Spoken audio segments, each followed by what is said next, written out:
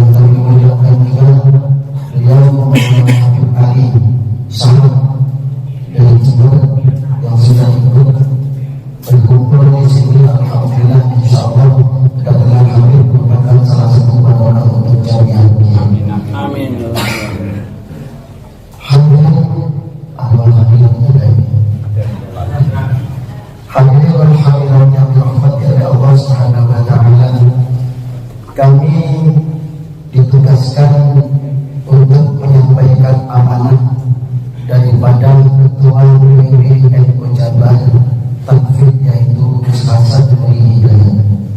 Juga kami juga diberikan amanah juga dari Ketua LD PWI NU, yaitu Bapak Kiai Haji Amin Baizuri.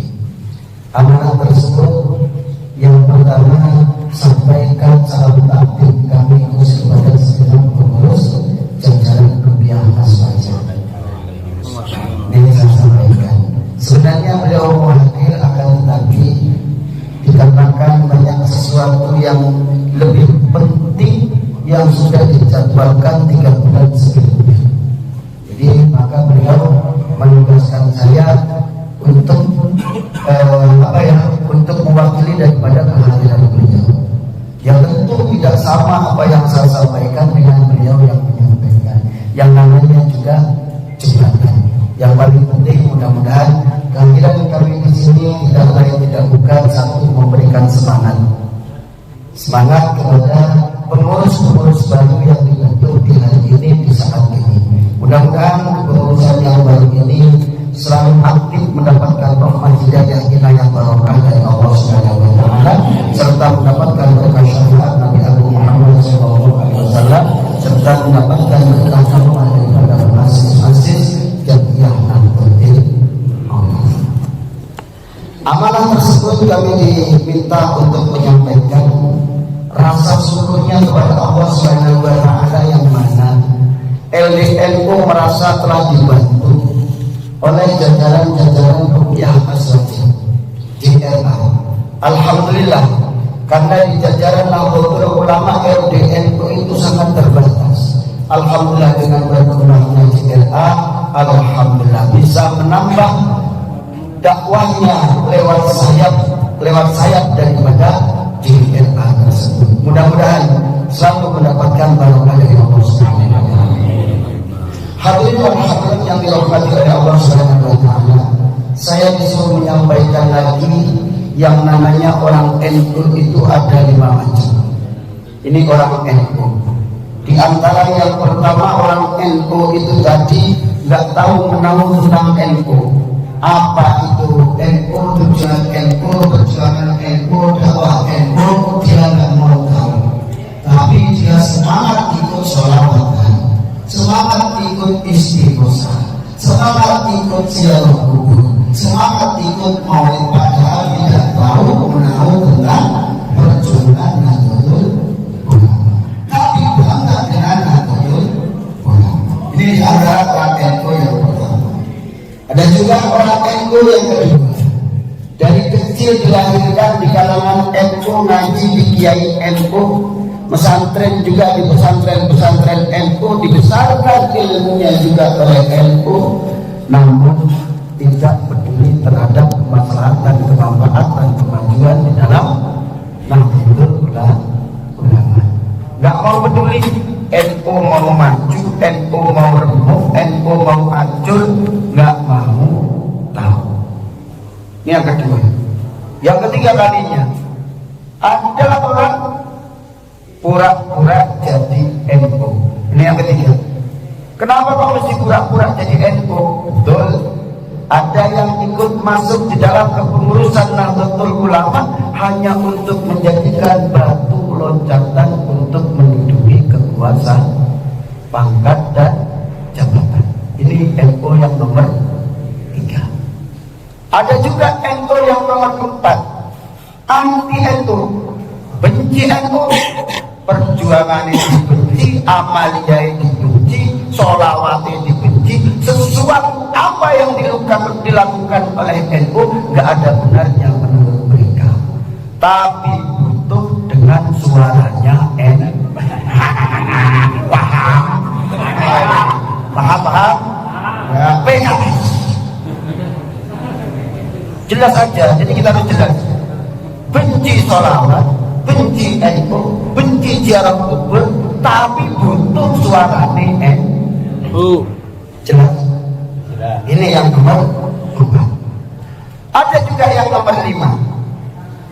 Orang yang dari kecil paham Nahdlatul Ulama, di pesantren, di kiai Nahdlatul Ulama, dibesarkan, dimuliakan oleh Nahdlatul Ulama, mereka menginfakkan pikirannya, menginfakkan ilmunya, menginfakkan tenaganya, menginfakkan hartanya, menginfakkan dakwahnya untuk Nahdlatul Ulama. Itulah yang diaku santri daripada Hasyim As'ari.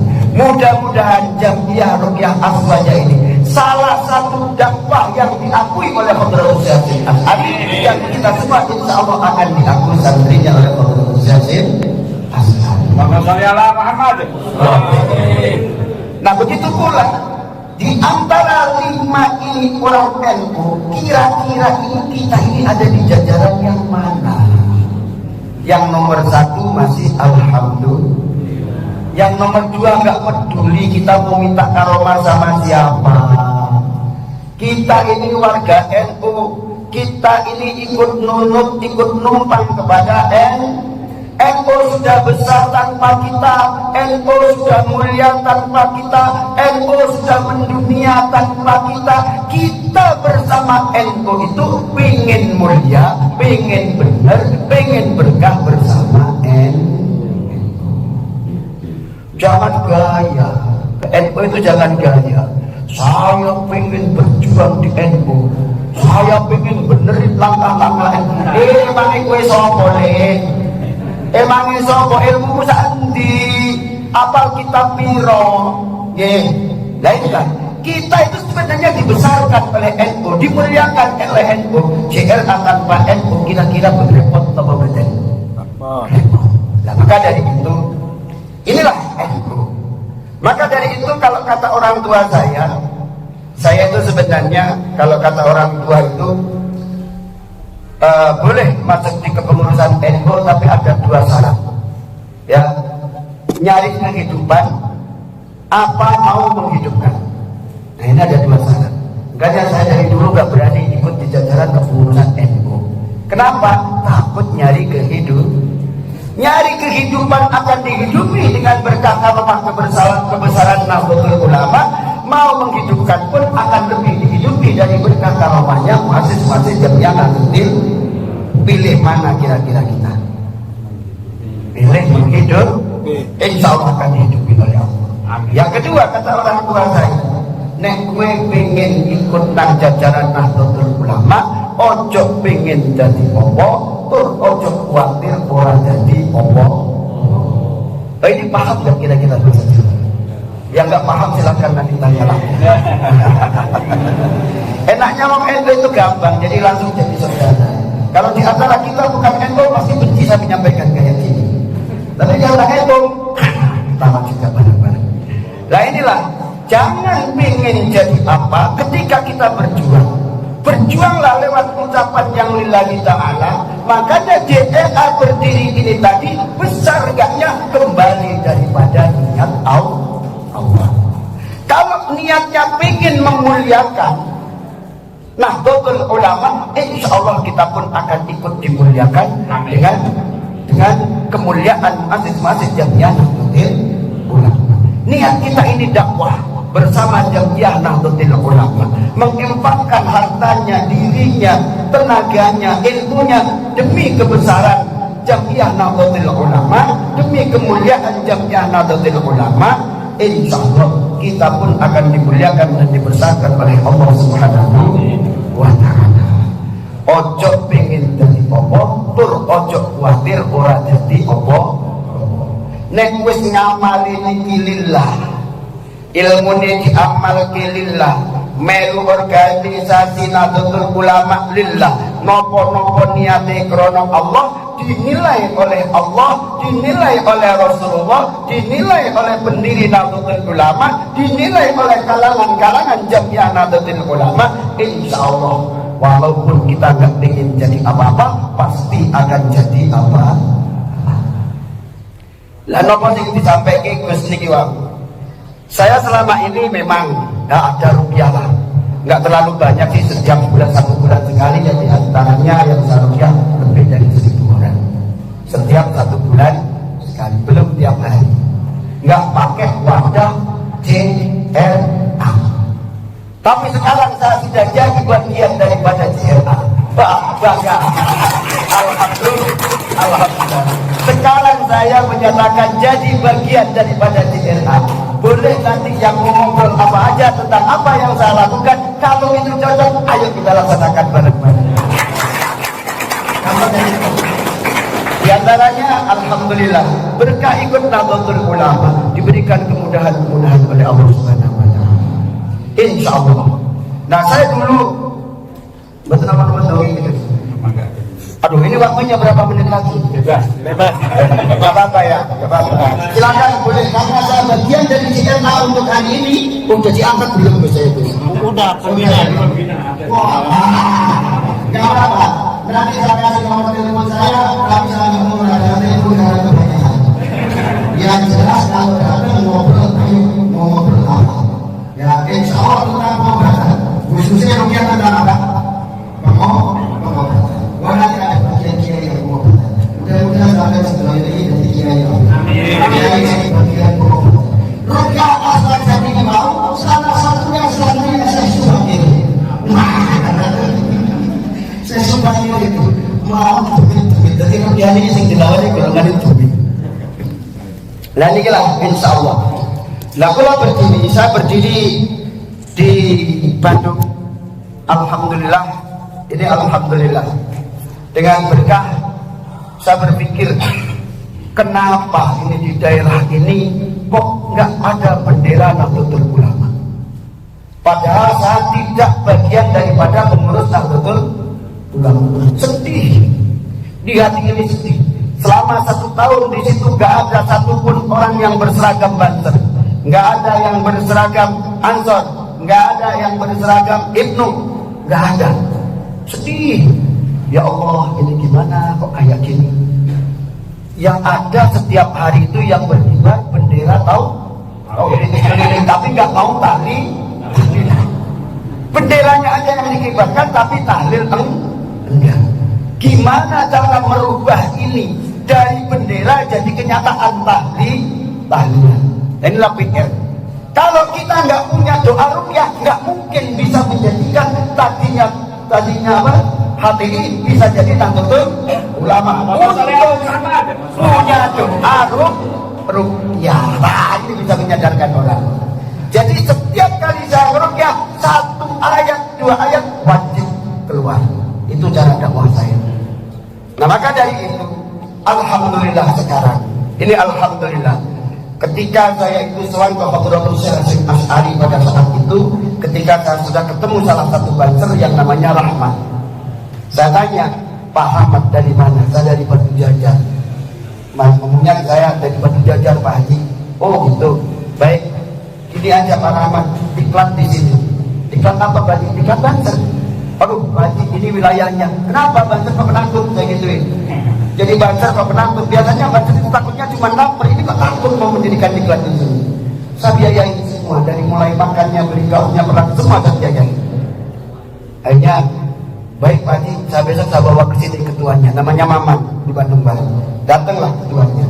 Yang kedua sama Habib juga datang. Yang ketiga kalinya, siapa yang dari Pangandaran itu? Ibat, ya, juga datang. Tanya, benar di sini mau diadakan diklat? Siap, saya siap. Akhirnya disetujui, alhamdulillah.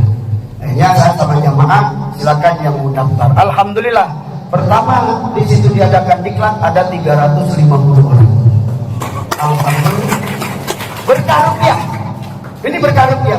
Tanpa rupiah nggak mungkin yang bisa kita menyadarkan orang. Cukup dakwah nggak mungkin kalau tanpa karomah. Rupiah ini jalan menuju karomah kepada Allah Subhanahu Wa Taala. Ini insyaallah. Nah akhirnya saya sholat kalau menurut saya bilang, assalamualaikum Mbah Haji. Dijawab boleh, boleh. Tenggeliau kula niku Mbah badhe tinggal diklat Banser Mbah. Nyuwun duhone, nyuwun rezekine muga-muga diparingi kemudahan pelajaran berkah.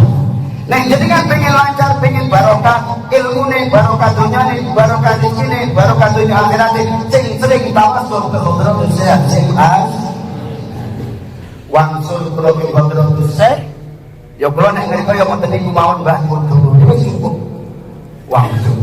Nah ketika saya pulang ternyata alhamdulillah saya nyampe jam 4 subuh, ternyata jam setengah 9 pagi Polres Cimahi datang ke saya, bawa beras banyak, bawa minuman air banyak, bawa duit 10 juta dan bawa gula. Berarti Mbak Hasim yang kerja. Yang kerja itu menurut saya As'an. Masa saya baru menyampaikan tapi ternyata akhirnya dijawab langsung oleh Kapolres, oleh Allah Subhanahu wa Ta'ala. Dan saya tidak membaca doa di depan makbarah masing-masing. Saya cuma minta kayak gitu. Ini kayaknya udah habis ini.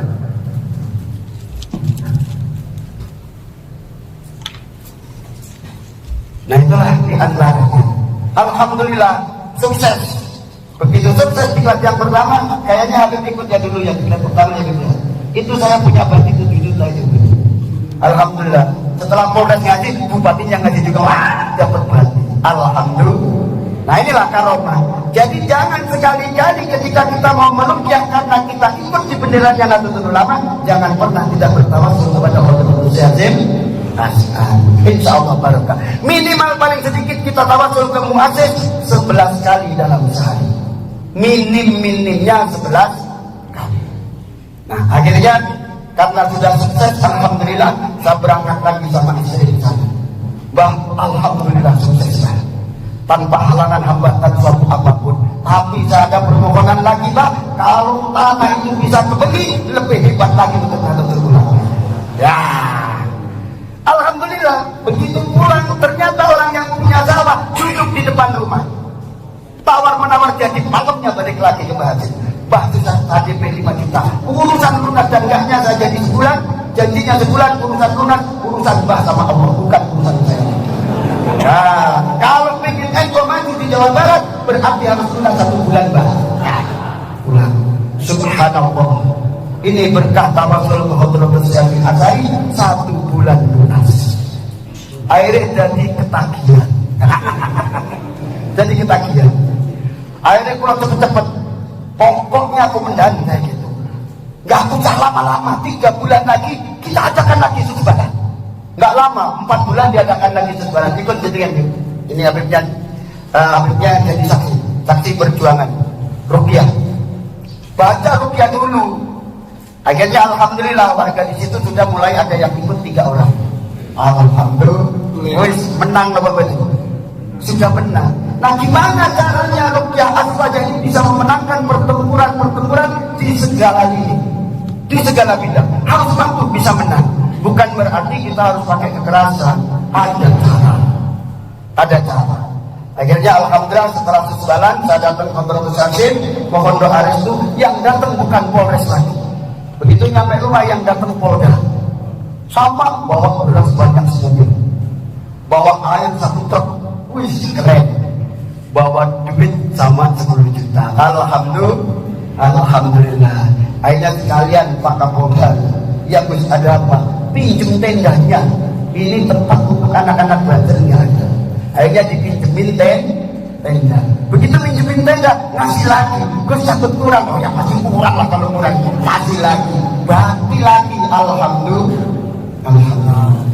Setelah sukses balik lagi ke Hotel Hasyim Asy'ari. Kesana sowan ke bawah Sim. Pulangnya Mbah, kayaknya kalau tanah ke belakang itu kebeli lagi Mbah, lebih bagus untuk sebadan untuk anak-anak Banser. Saya akan jadikan di sini markasnya tempat siar jamiah Nahdlatul Ulama. Makanya sekarang tempat kami itu jadi markasnya Ansor Banser itu, termasuk sekarang jadi markasnya JR.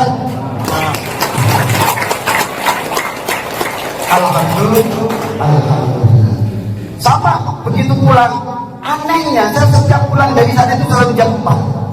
Nunggu subuh sholat, habis sholat tidur, bangun jam 8. Orang yang punya sawah di belakang udah nungguin di depan rumah. Aduh, bahagia udah kerja lagi. Saya ketawa sama istri.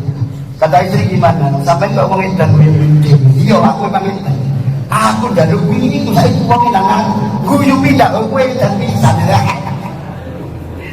Datang Nahdlatul Ulama. Mau kenapa berkah. Akhirnya bawa nama kasih DP lagi 5 juta. Langsung malamnya datang lagi ke Hotel Hasyim Asy'ari. Bang, wis jadi, wis biasa. Urusan lunas, urusannya panjenengan. Urusan nopo, urusan pulau.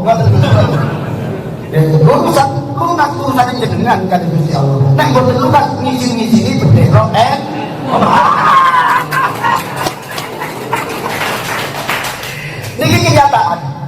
Ini kenyataan. Akhirnya alhamdulillah sebulan lunas.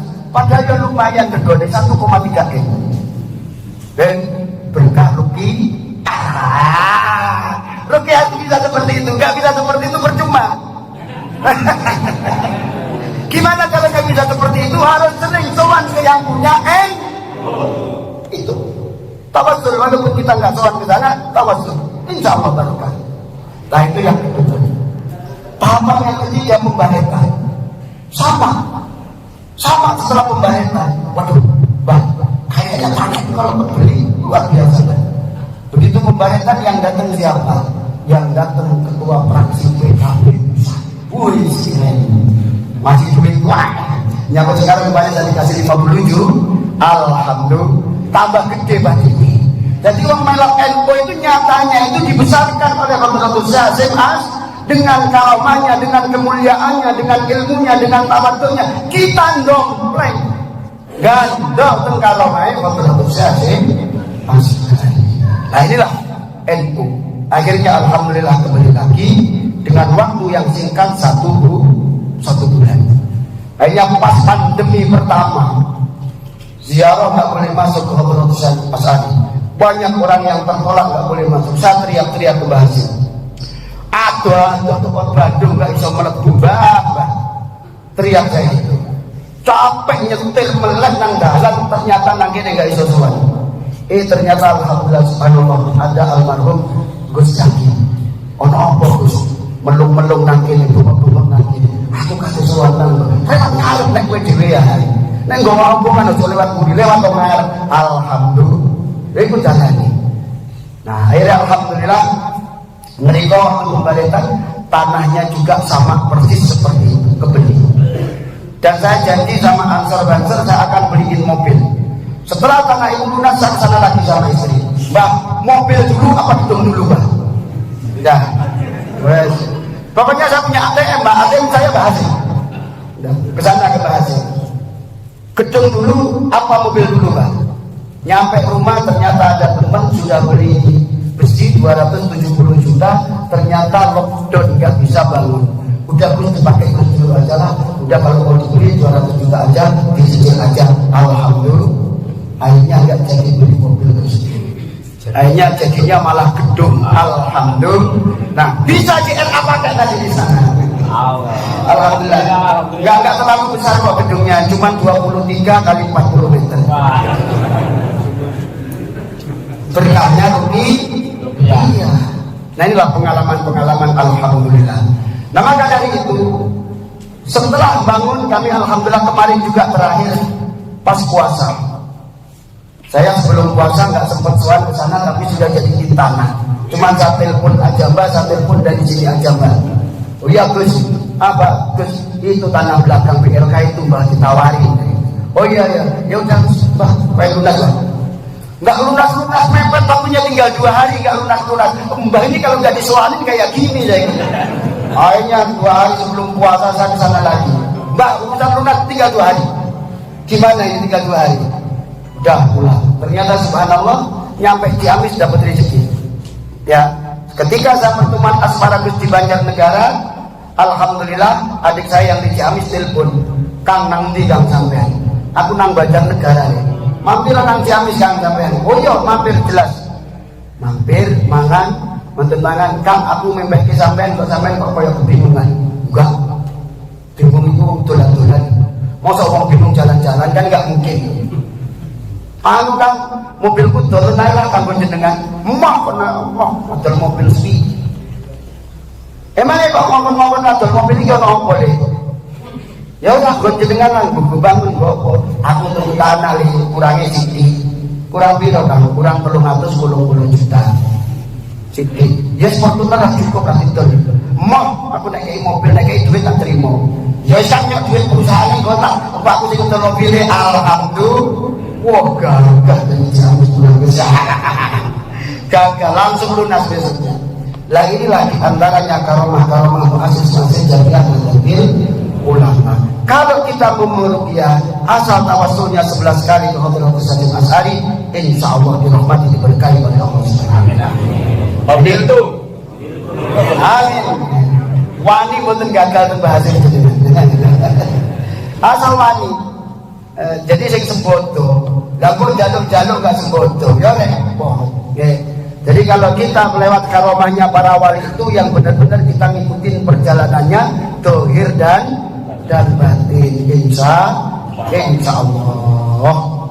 Nah ini mungkin diantaranya yang bisa saya sampaikan. Yang kedua kalinya yang saya sampaikan ini mungkin jamnya ruqyah aswaja ini di bagian kiai yang nomor 4. Kiai itu ada 5 macam, diantaranya kiai tandur. Kiai tandur ini kiai yang semata-mata hanya ngurus pesantren saja, menciptakan tandurannya itu supaya sempurna, tumbuh sempurna iman Islam dan ihsannya. Ada juga yang kedua kiai tutur. Kiai walaupun di rumahnya punya pondok pesantren, santrinya banyak, seperti Bawaha, seperti Bawasim, masih mau keluar untuk dakwah mengamalkan ilmu di luar pondok pesantren. Itu namanya kiai tutur. Ada juga kiai catur. Yang nomor 3, kiai yang ikut serta berpolitik. Ya koyok Gus Dur, untuk mengawal bangsa dan negara, untuk mengawal kemaslahatan umat, khususnya umat Islam, ngawal pemerintahan. Tapi ono sing nomor 4 yo golongan dengan sedaya iki. Yang nomor 4 yaitu kiai sembur, ya termasuk ruqyah aswaja. Jadi kemana-kemana yang wong kesurupan disembur, wong loro disembur. Ya mudah-mudahan jadi kiai sembur yang benar-benar manjur, yang benar-benar makbul, yang benar-benar membawa wafat dan barokah dari Allah. Ada yang kelima yaitu kiai umur, kiai yang dijadikan julukan oleh para kiai yaitu mursyid sesepuhnya para kiai jadi rujukan untuk saat sekarang rujukan Mbah Maulana Habib Lutfi. Kalau kemarin Mbah Munjuber, sekarang ada Gusmus. Itulah jadi rujukan para kiai-kiai sepuh. Yang paling penting kita jangan jadi kiai yang nomor 5, kiai ngawur. Ini respon mesantren nggak ngaji nggak bisa, ujuk-ujuk dipanggil kiai, ujuk-ujuk dipanggil Gus, namine kiai ngawur. Wong ruqyah ada ilmunya apa enggak? Ada caranya apa enggak? Kok kita nggak tahu tentang ruqyah, ujuk-ujuk ngeruqyah, kira-kira bener apa betul? Berarti tadi kiai ngawur. Yang sudah diresmikan saat ini CRA yang sudah diresmikan, yang lain belum.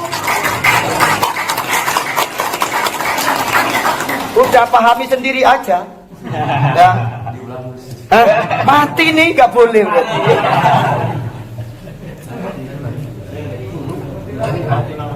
Enggak kayaknya ini nggak nyambung ke sana ketinggalannya.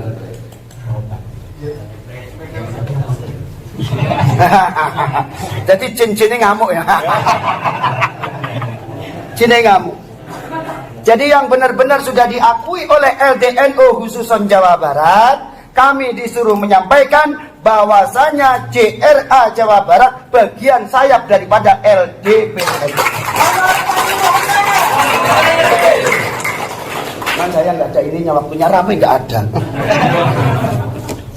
Nah itu mungkin diantaranya. Jadi kalau ada yang lain-lain, nggak usah kita sakit hati, nggak usah kita berbenturan. Selama di dalamnya itu berjuang untuk kemaslahatan umat, berjuang untuk kemaslahatan Nahdlatul Ulama, monggo mawon. Cuman masalahnya nggak punya azab, nggak punya tata krama, nggak kulon nuwun.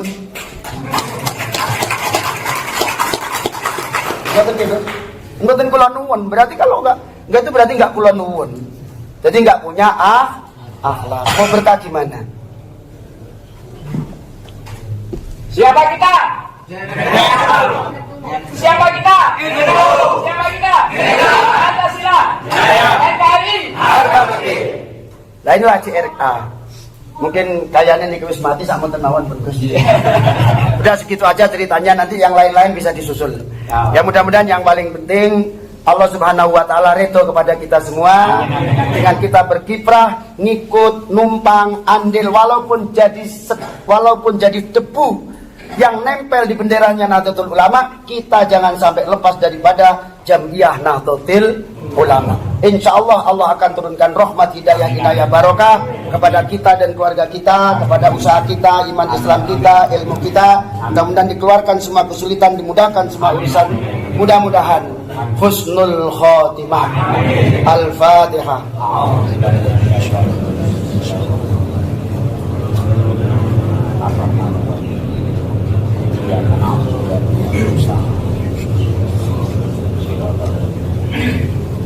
Kurang lebihnya mohon maaf yang sebesar-besarnya. Wallahul muwaffiq ila aqwamit thoriq. Wassalamualaikum warahmatullahi wabarakatuh. Kami ucapkan kepada Gus Ali Sururi yang telah menyampaikan sambutan dan doanya bagi kita semua. Semoga ada dalam